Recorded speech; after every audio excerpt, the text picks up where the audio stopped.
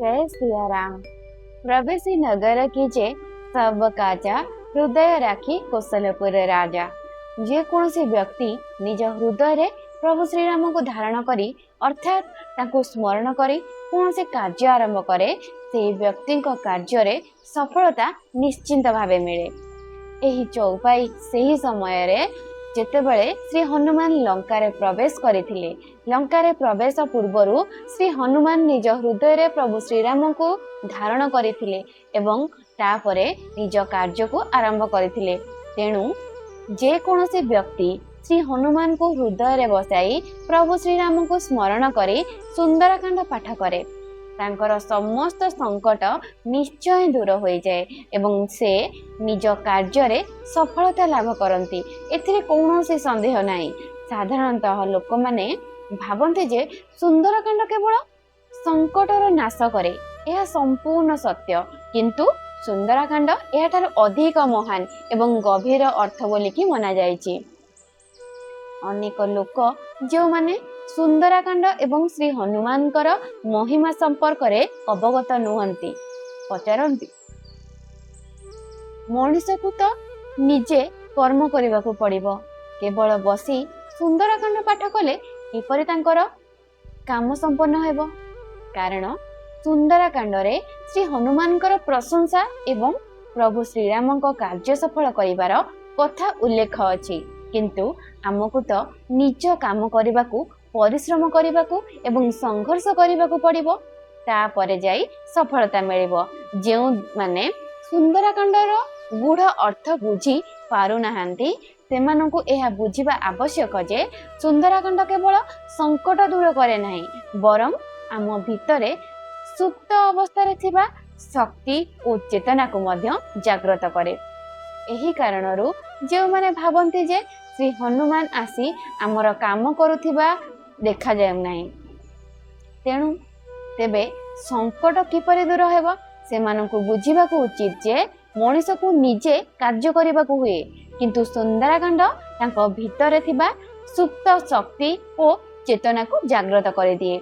एही कारणरू सुंदरकांड को एक महा उपाय बोली कि कहा जायछि। जाम्बवान श्री हनुमान को कहती कवन सो काज कठिन जग माही जो नहीं होई तात तुम पाही। अर्थात ए संसार रे एमिति कौन से काम नहीं जहा तुम द्वारा संभव नुहे।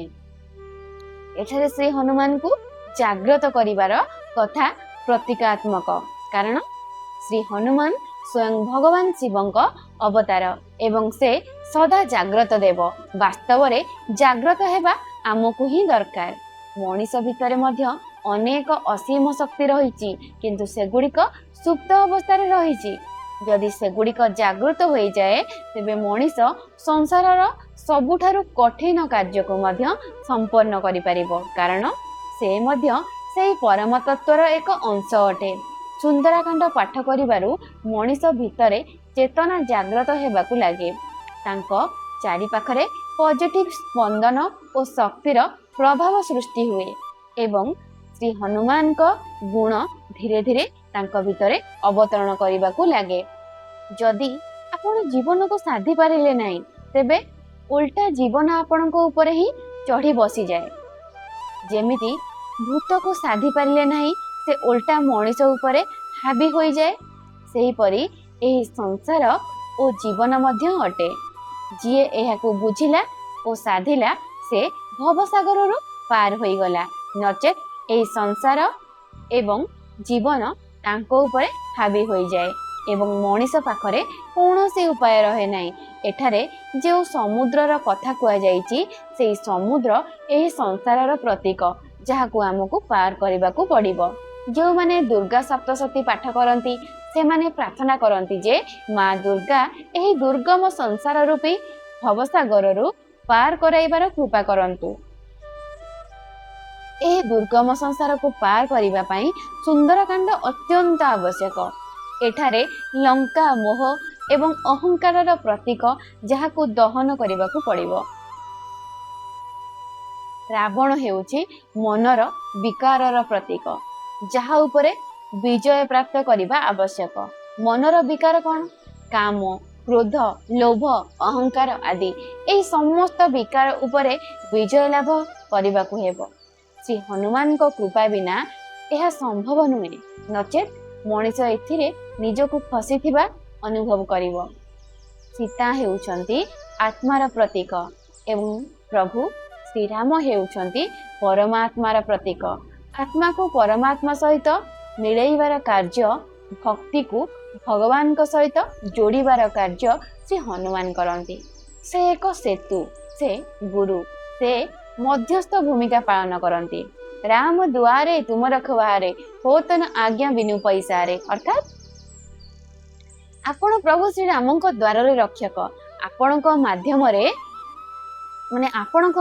ही श्री राम सहित साक्षात्कार हेबो एवं एही दुर्गम संसार सागर उपरे विजय लाभ हेबो। श्री हनुमान भक्ति, आत्मबल और साहसर प्रतीक। से गुरुत्वर प्रतीक एवं आत्मा को परमात्मा सहित मिलाइबार यात्रा ही सुंदरकांड। एथिरे भीतरर शक्ति को जागृत करिबार गुप्त रहस्य लुचि रहिछि। एही अहंकार को सेवा दिग को नहीं जाइथिबार एक यात्रा। समग्र सुंदरकांड रे श्री हनुमान केउठी मध्ये कहि नांती जे मु करिछि। से कहंती सब तब प्रताप रघुराई, सब तब प्रताप रघुराई। अर्थात हे रघुनाथ, ए सब आपणकर प्रताप, कृपार फल। आपणक कृपारे ही आमे समस्त कार्य को संपादन करूछु। एही परि भाबे जहार मनरे रहे से कर्म बंधनरु मुक्त रहे। सुंदरकांड आमर भूली जाइथिबा शक्ति, भक्ति एवं ईश्वरंकर सहित संपर्क को पुनर्जागृत करे। एहा केवल मनोकामना पूर्ण साधन नुहे, एथिरे अनेक गुप्त उपाय लुचि रहिछि। एहा संकटर निवारण तो करे, ता सहित किंतु आमको एहा मध्य स्मरण कराए जे आमे प्रकृत रे किए। सुंदरकांड भक्ति को जागृत करे, ईश्वर सहित संपर्क स्थापन कराए एवं जीवन को सर्वांगीण भावरे सुंदर करिबारे कार्य करे। एही कारणरू सुंदरकांडर विशेष महिमा गान करा जाइछि।